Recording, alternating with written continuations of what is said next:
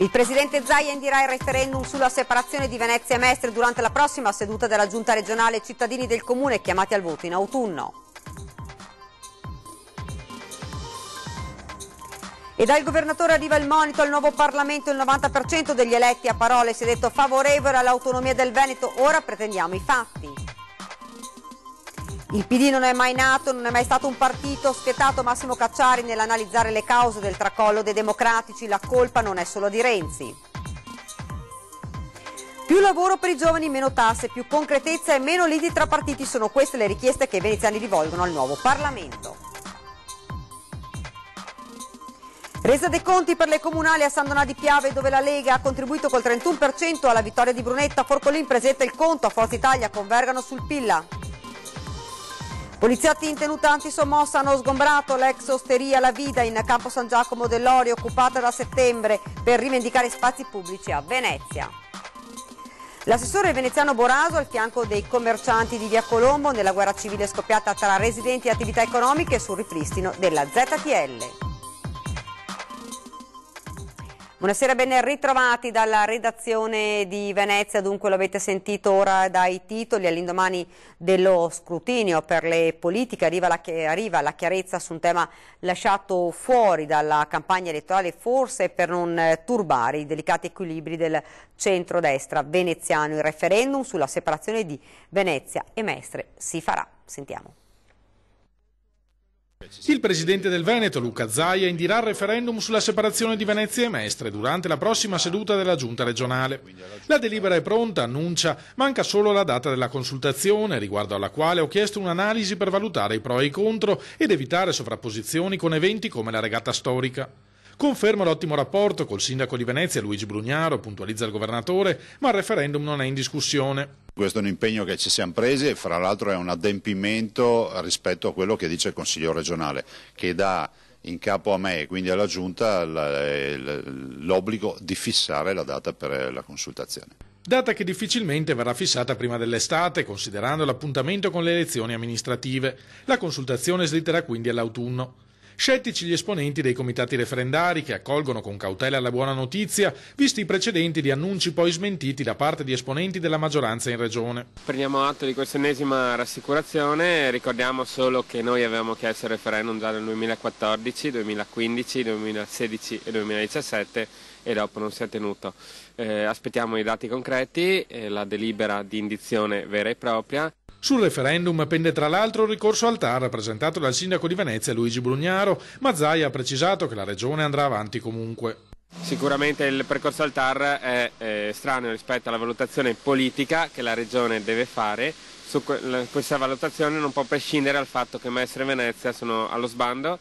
Ormai bisogna assolutamente risollevare la situazione prima che sia troppo tardi. Stiamo andando avanti con lo stesso modello organizzativo del comune dal 1926, è l'unico comune, quello di Venezia attuale, in cui sembra che sia un valore mantenere tutte le cose così come sono. Il 90% dei parlamentari a parole si è detto favorevole all'autonomia, ora aspettiamo i fatti, è il monito che Luca Zaia rivolge al nuovo Parlamento. Se andassimo a valutare il numero dei componenti del Parlamento, sappiamo che la stragrande maggioranza, dico oltre il 90%, rappresenta partiti che in campagna elettorale hanno detto sì all'autonomia, quindi ce la diano subito. Qualunque sia il nuovo governo, avverte il presidente veneto Luca Zaia, all'indomani dello scrutinio elettorale dovrà darci l'autonomia, che è l'istanza che abbiamo dalla nostra gente. Il Veneto promette non tornerà da Roma senza l'autonomia. Quanto a chi spetterà guidare il paese, il governatore invita a non fare troppi passi in avanti. Bisogna avere il rispetto perché la scelta compete al Presidente Mattarella ed è bene che lui indichi un primo ministro che avrà questo mandato esplorativo. Ovvio che noi speriamo sia Matteo Salvini come rappresentante del centrodestra e dopodiché si capirà cosa accadrà. Però tutti devono avere ben chiaro che la nostra assemblea dei soci di riferimento sono i cittadini. È comunque chiaro che nessuno alla maggioranza rileva Zaia e che per governare ci vogliono i numeri, ma l'ipotesi di un'alleanza coi 5 Stelle non è in discussione. Anche questo tormentone di queste ultime ore, la Lega supera Forza Italia. La Lega ha già superata Forza Italia da anni, ma questo non vuol dire che si continui a dialogare, ad avere assolutamente un rapporto solido che sta dando i frutti. I veneti sanno benissimo quante opere, quante attività stiamo facendo appunto come maggioranza. Un'alleanza, sostiene il presidente veneto, che potrà portare il centrodestra alla vittoria in molti comuni alle prossime amministrative, compresi Treviso e Vicenza. Dopo questo risultato che abbiamo avuto alle politiche, penso che le due città siano assolutamente contendibili, abbiamo dei buoni candidati e penso che su questo fronte bisognerà lavorare con i programmi e parlare con i cittadini. Continuiamo con la politica, non fa sconti Massimo Cacciari nell'analizzare le ragioni che hanno portato il PD al risultato più basso nella sua storia. La clamorosa disfatta elettorale del Partito Democratico ha cause che vengono da lontano, secondo l'ex sindaco di Venezia Massimo Cacciari, tra i fondatori di una creatura politica alla quale non ha poi mai risparmiato i rilievi più feroci. È un partito che non è mai stato un partito e che non è mai nato, afferma Lapidario, una convivenza coatta di sensibilità e culture totalmente diverse. L'idea originaria del Partito Democratico era fallita ben prima di Renzi. Matteo Renzi, sostiene Cacciari, non ha fatto che ereditare le macerie di quello che avrebbe dovuto essere il PD in crisi profonda fin dalle dimissioni di Walter Veltroni. Poi gli errori che si sono accumulati, errori anche questi che hanno una base culturale, politica, il modo in cui è stata affrontata la questione delle riforme istituzionali, il referendum, i rapporti con il sindacato, il modo in cui è stata affrontata la questione del lavoro quasi in polemica col sindacato. La previsione del professore, che qualche tempo prima delle elezioni aveva pronosticato per il PD un risultato disastroso, è ora che il partito si spaccherà nuovamente dopo la scissione già avvenuta con Liberi e Uguali. I risultati elettorali, osserva, hanno dimostrato che anche quella è stata un errore. Una serie infinita di errori da parte di Renzi e da parte degli oppositori di Renzi, che hanno scelto i terreni di scontro sbagliati, che sono andati avanti impedendo a Renzi di fare quello che Renzi probabilmente avrebbe fatto bene, cioè il concorrente di Forza Italia, fintanto che si sono massacrati tutti e due. Purtroppo le alternative politiche al PD non esistono, sostiene Cacciari. Il centrodestra a guida leghista è pericoloso per l'Italia in Europa e i 5 Stelle sono un'avventura nel senso etimologico del termine, ovvero affidarsi al caso. Certo che se il Partito Democratico non si riforma radicalmente ricadremo negli stessi errori e questa volta davvero saranno macerie e basta. Lavoro soprattutto per i giovani e il buonsenso di non perdersi in polemiche infinite e dare al più presto all'Italia un nuovo governo. Sono queste le richieste più frequenti che i veneziani rivolgono al nuovo Parlamento. Cosa si aspetta da questo nuovo Parlamento? Niente di bello. Perché? Ma perché sono partiti che hanno avuto tanti voti dai quali non mi aspetto nulla di bello. Sicuramente cose positive, non negative, perché di negatività in questi ultimi anni ne abbiamo avute parecchie. Quindi sicuramente la formazione di un governo e quindi che possano governare per tutto il periodo della durata dell'iter parlamentare, quindi non che cade il governo e dopo dobbiamo riprendere o andare a votare. Le coalizioni vanno fatte sì, ma con persone della stessa identità. Siccome che la Lega ha un metodo suo, 5 Stelle ha il suo metodo, Berlusconi ne ha un altro, PD non vuol parlarne, problema difficile. Per me è irrisolvibile. Andiamo a votare di nuovo. Speriamo che facciano come abbiano detto, che diminuiscono un po' le tasse e gli diano lavoro a questi giovani che sono un po' in difficoltà, diciamo. Lei ci crede? Ma la speranza è l'ultima a morire, quindi speriamo che sia la volta buona. Speriamo più lavoro, assolutamente, e una più equa distribuzione della ricchezza, speriamo. Mi spero solo che ne aumenta le tasse, perché ogni governo che va su gli aumenta qualcosa, invece di diminuire. Non commentiamo. Perché non è contenta? No. Spero che comunque le persone crescano, che l'Italia cresca e che in generale comunque si progredisca meglio e che si salvi un po' da quello che sta succedendo, perché che finalmente abbiamo un'Italia migliore di quella che abbiamo avuto fino adesso, soprattutto per i giovani. Lei è ottimista? Ma guardi, speranzoso più che ottimista. Sono in attesa di vedere come si svolgerà la questione e come tamponeranno la situazione. Ecco, sto a vedere, diciamo che aspetto. Dopo il risultato del collegio elettorale di San Donà, che ha visto il forzista Renato Brunetta sfiorare la maggioranza assoluta con il decisivo traino della Lega, si riaprono ora i giochi sul candidato del centrodestra per sfidare alle comunali l'uscente Andrea Cereser. Archiviata la pratica delle politiche, si chiuderà nelle prossime ore il confronto interno al centrodestra per scegliere un candidato unitario alle comunali di San Donà di Piave. Per il vicepresidente veneto Gianluca Forcolin, coordinatore della Lega nell'area, la soluzione sarà una convergenza sul nome proposto dal Carroccio, quello della farmacista Francesca Pilla. Come d'accordi anche con l'onorevole Brunetta ci eravamo accordati di aspettare il 4 di marzo per avere anche il dato ufficiale. Oggi il dato ufficiale è che il centrodestra unito ha il 50% più uno dei voti, quindi può prendere al primo turno l'amministrazione comunale e mandare a casa il sindaco uscente Cereser. Noi auspichiamo e rivendichiamo oggi, credo legittimamente, un ruolo traino di questo centrodestra. Del 49,1% dei consensi che hanno portato alla vittoria di Renato Brunetta nel collegio, ricorda Forcolin, oltre il 31% è arrivato dalla Lega.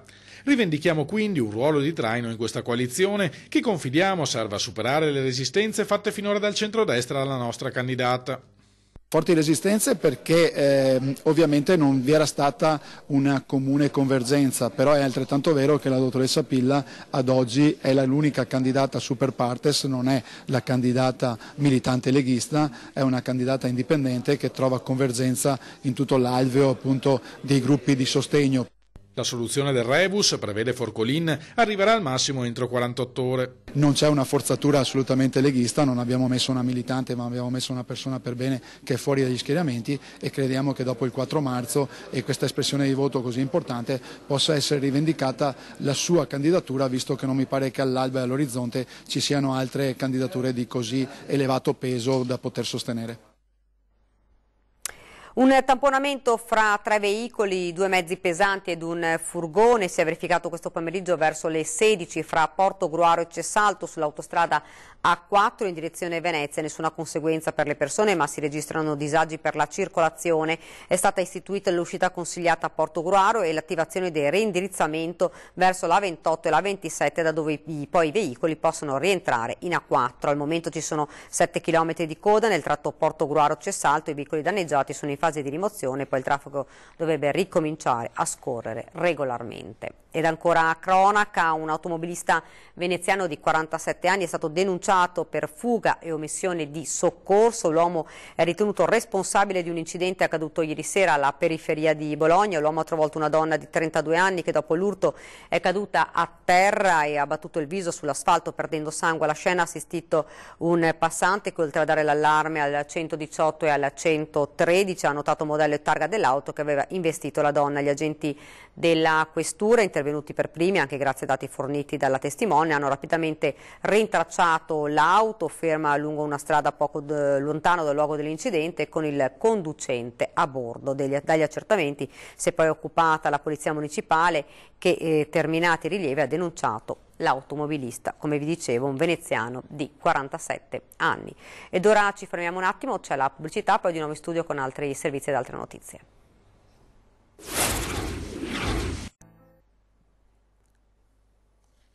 Siamo tornati nuovamente in studio con l'edizione veneziana dei nostri notiziari ed ancora cronaca. Dopo 6 mesi di occupazione è stata sgomberata l'ex osteria La Vida in centro storico, teatro di una lunga battaglia da parte della cittadinanza per rivendicare spazi pubblici per i veneziani. Sentiamo.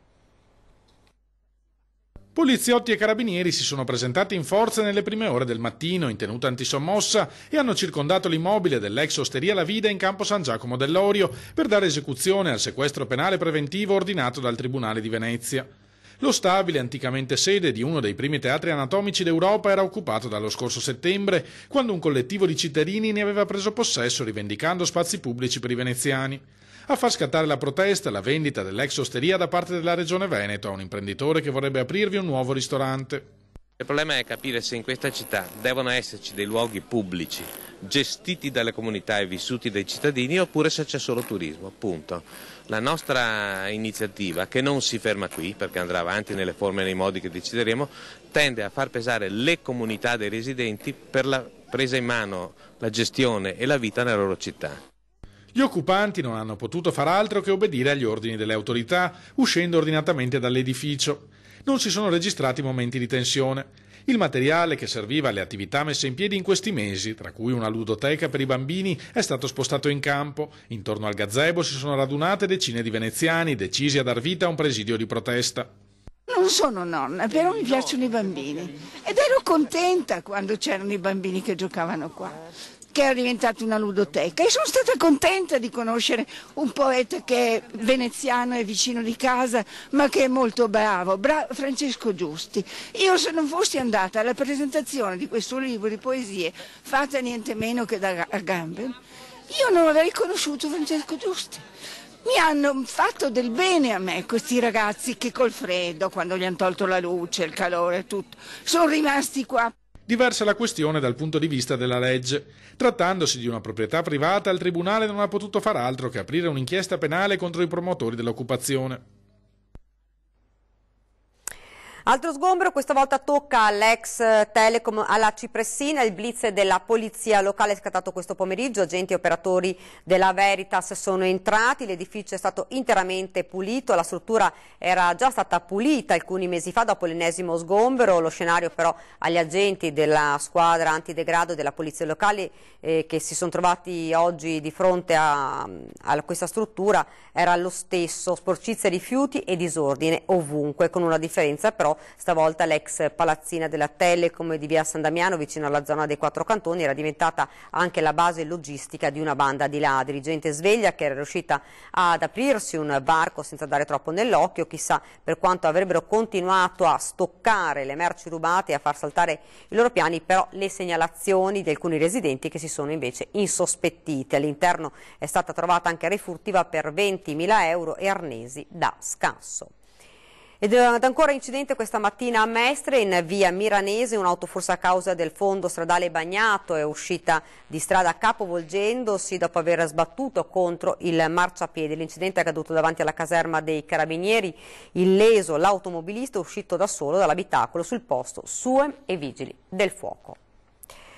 In via Colombo da qualche tempo è guerra civile tra due fazioni pro e contro ZTL. Se i residenti hanno arruolato tra le loro fila i consiglieri comunali del Partito Democratico, i commercianti possono contare sulla solidarietà dell'assessore Boraso. Sentiamo.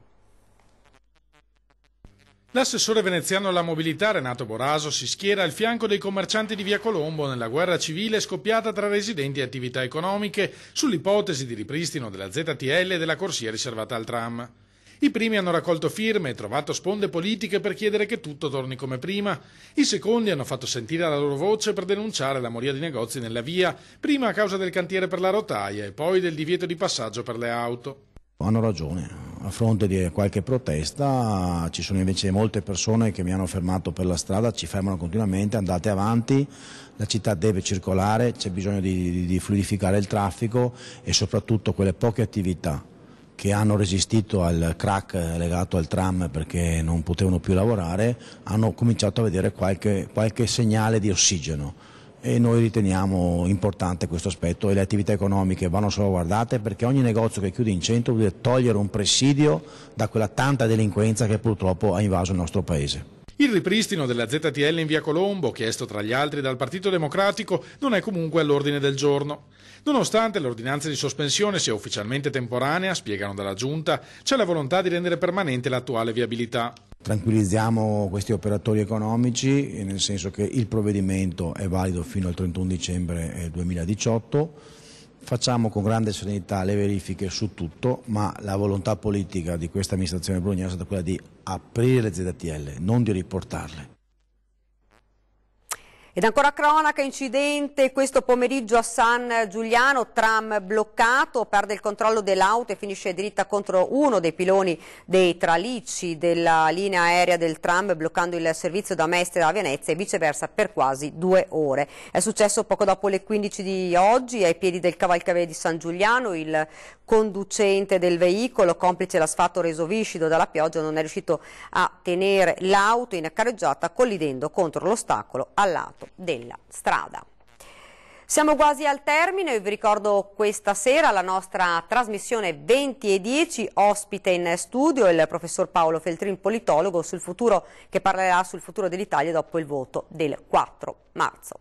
E questa era la nostra ultima notizia, io vi lascio come di consueto alle nostre previsioni del tempo. Grazie davvero per averci seguito e buona serata.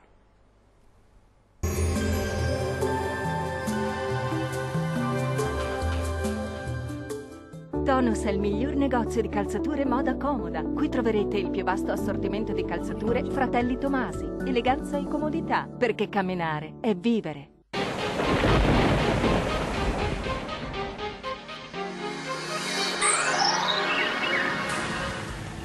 Bentrovati a un nuovo appuntamento con il meteo di Antenna 3. Ancora una giornata all'insegna delle nubi e delle piogge sulle nostre regioni, ma vediamo il dettaglio di mercoledì 7 marzo. Su tutto il territorio del Veneto cielo molto nuvoloso o coperto con piogge frequenti nel corso della giornata, localmente anche di moderata intensità. Diamo anche uno sguardo alle temperature. Le minime saranno comprese tra 3 e 6 gradi, le massime saranno invece oscillanti tra i 5 e i 10 gradi circa. Anche sul Friuli Venezia Giulia il cielo sarà molto nuvoloso o coperto, con piogge nel corso della giornata e anche con qualche temporale sul Triestino. Temperature minime comprese tra 4 e 7 gradi, massime invece oscillanti tra 7 e 11 gradi. Concludiamo infine con la situazione del Trentino Alto Adige. Nubi e piogge piuttosto diffuse nel corso della giornata anche su questa regione. Le temperature minime saranno comprese tra 4 e 5 gradi, massime invece tra gli 8 e i 10 gradi. Dal meteo di Antenna 3 per oggi è tutto, arrivederci.